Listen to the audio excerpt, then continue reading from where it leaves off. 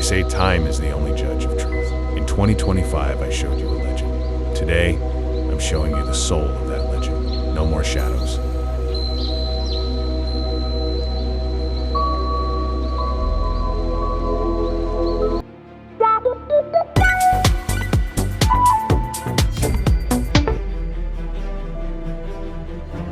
They say that Maria Theresa Thaler is the most successful coin in history, over 300 million minted. But success breeds corruption. For every real coin, there is a shadow waiting to steal your money. In a world of digital scams and copper-lead replicas, the truth is a rare commodity. This isn't just a video, it's an antidote. We aren't just stacking silver, we are preserving the legacy of the Austrian Empire.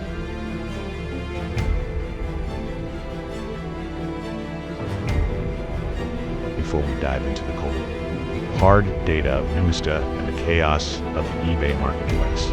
Look at this. This is the gold standard of silver. This is the truth. Observe, understand. The year is 1780. Empress Maria Theresa absolutely passes away.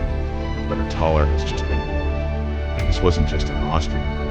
It was a masterpiece Imperial that the entire world demanded to keep using. For over 2 centuries, mints across the globe, from London to Bombay, from Paris to Rome, continued to strike this coin, using the exact same date, 1780. Long before the US dollar dominated the world, there was the Thaler. It was the only currency. Trusted in the coffee houses of Vienna, ports of the Red Sea, and the markets of Ethiopia. So reliable, Bedouin tribes would refuse any other silver to bear the Empress's portrait. It was the first true global currency, the silver bridge, between the West and the Orient.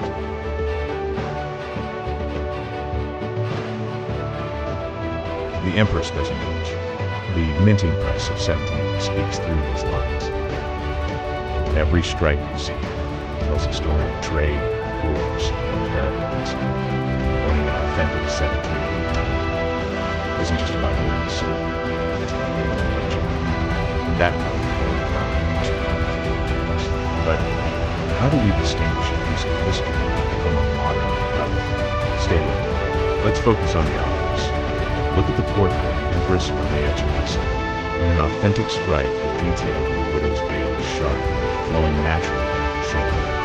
Notice the SF initials on both busts. The mark of the Lunsburg mint masters, shoe bowl, favorite. Even the brooch on the shoulder is a test of authenticity. The pearls must be distinct. This is high relief artistry, that modern face stroke, to replicate the same depth and soul. But the real secret is here, the edge, for modern security features. The Austrian mint used in-cues lettering as a shield against clipping and counterfeiting. You can see the Imperial line, Justitia et Clementia, justice and clemency. Between the words, for the ornaments, rosettes, and scrolls. On a genuine Thaler, these are perfectly embossed into the silver. It's the handwriting of the 18th century. And it's the first thing a professional check before buying. If the edge is weak, the story is false.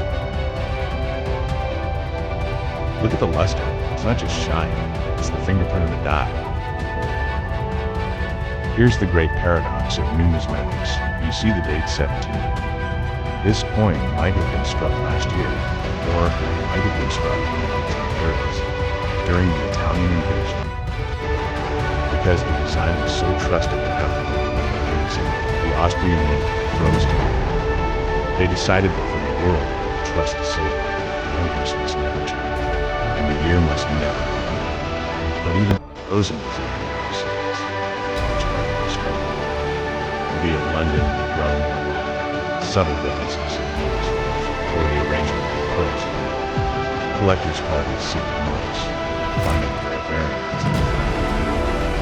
A silver haystack turns a standard gold piece into a high-stakes treasure. Ready for the frequency of authenticity?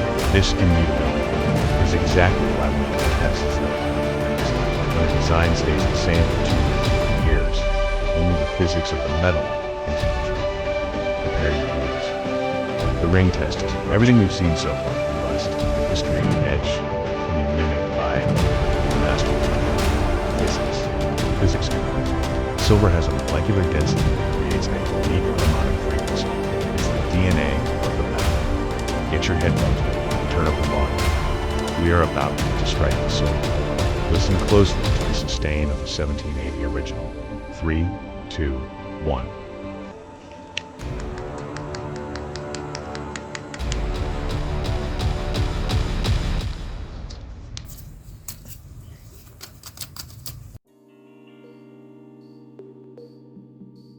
Now, let's turn the page. The reverse of the Maria Theresa Thaler features the magnificent double-headed eagle, the symbol of the Holy Roman Empire.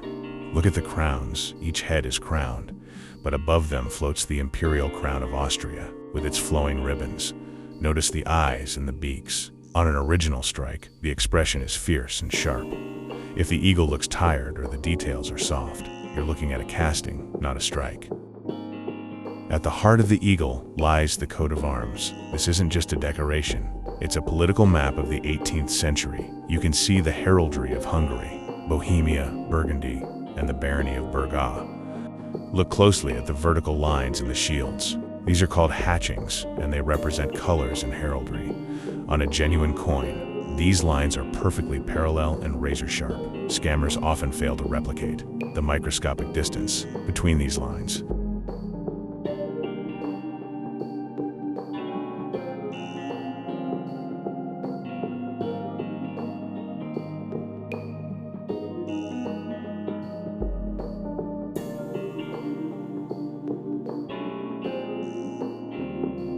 In its right claw, the eagle grips a sword, and in its left, the Imperial scepter. These are the symbols of justice and authority. Look at the feathers on the legs and the tail. Each feather should be layered, like a real bird's plumage. On modern restrikes from the Vienna Mint, these details are pristine. If you see mushy feathers that blend together, the metal didn't flow correctly into the die, a classic red flag for a low-pressure counterfeit.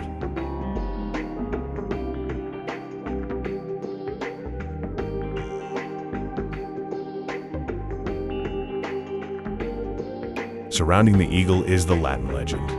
Arcit, Osti, Dux, Berg, Co, Tier, 1780, X. This translates to Archduchess of Austria, Duchess of Burgundy, Countess of Tyrol. And that X at the end, that's the Saltire or St. Andrew's cross. It was added after 1750 to indicate the new coinage standard. In these 15 minutes, we aren't just looking at silver, we're reading an empire. Look closely at the heraldry. This isn't just an eagle, it's a snapshot of a world that no longer exists. While empires fell, borders were redrawn, and dynasties crumbled into dust. This silver stayed exactly as you see it now. It survived the Napoleonic Wars, the rise and fall of the British Empire, and 2 world wars. For 250 years, this coin was the only constant in a changing world. It didn't matter if you were in a bank in Vienna or a tent in the Sahara. This eagle meant value, it meant trust, and it meant truth. When you hold a genuine Maria Theresa Thaler, you aren't just holding 28 grams of silver. You're holding a witness to history that refused to be silenced by time. This is why we protect it. This is why we hunt for the truth. This level of detail is why the Thaler stayed the world's most trusted coin for centuries. But now, it's time to see how the modern market treats this icon.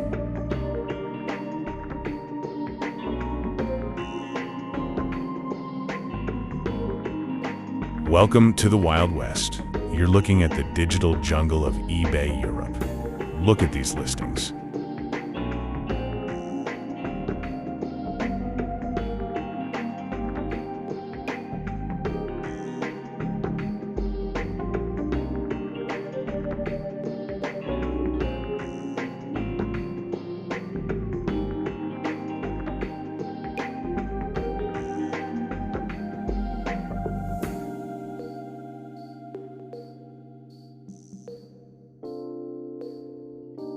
That's barely the silver melt value. Is the seller a philanthropist or a shark? Notice the pattern here. The listings that look too good to be true usually are. In the silver world, there is no such thing as a free lunch. If you see a taller price significantly below the current spot price of silver, you aren't looking at a bargain. You're looking at a tuition fee for a hard lesson. Forgers love to play on the fear of missing out. They want you to click buy it now before your brain has time to ask, why is this so cheap? On the other side of the spectrum, we have the overpricers. These sellers take a common 1960s Vienna restrike and list it for hundreds of dollars, claiming it's a 1780 original. They aren't necessarily scammers. Sometimes they are just as uneducated as the buyers. This is why the data we are about to see on Numista is your only real protection. Price is an opinion. Weight and metallurgy are facts.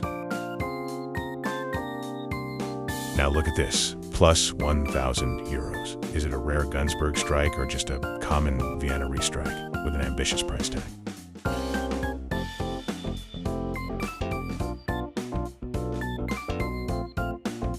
The Maria Theresa Thaler is the most manipulated market in numismatics. Sellers use words like rare, ancient, original as bait. But in this video, we don't buy the story, we buy the metal. Notice how the lighting in these photos hides the edge. They don't want you to see the edge, because the edge is where the lie dies.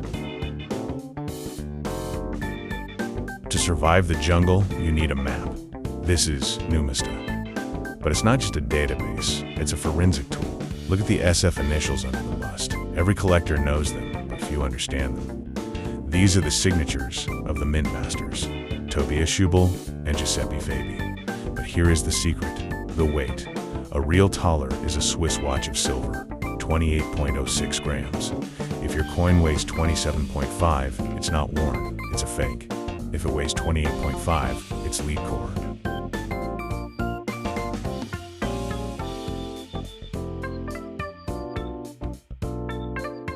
When you browse eBay, look for the sellers who show you the edge. If they hide the edge, they're hiding the truth. Always remember, you buy the coin, not the story.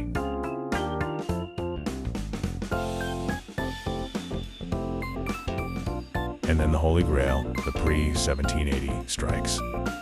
Look at the crown feathers. On the originals, the detail is anatomical. On the restrikes, it's symbolic. One is worth a dinner, the other is worth a car.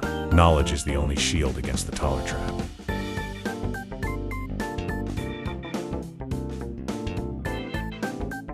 If you want to stop guessing and start knowing, join us. Subscribe. Let's hit the top.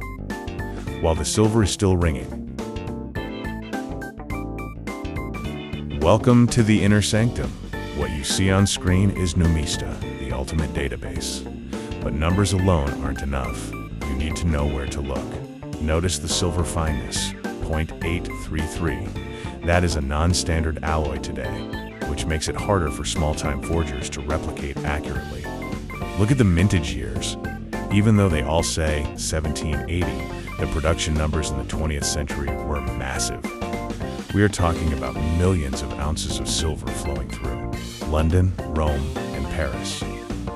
As I scroll through these variants, pay attention to the Hafner references, H1, H2, H49. These are the keys to the kingdom. If you find a strike with the SF, but with a slightly different arrangement of the tail feathers, you might be looking at a Venice or a Milan strike from the Napoleonic era. This is where the silver stacker becomes a numismatist. One buys metal, the other buys history. The data on this screen is your shield against overpaying for a common restrike when you're hunting for a rare original.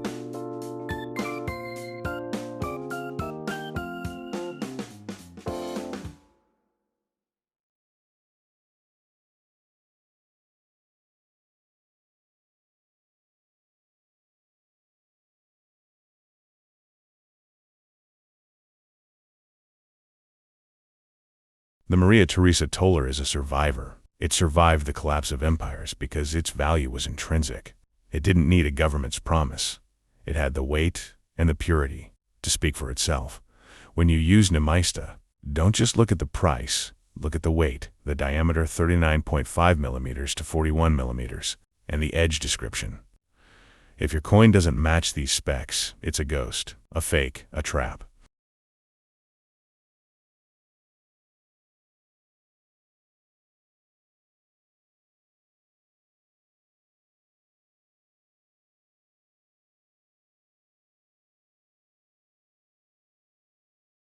Stay sharp, stay authentic. See you in the next hunt.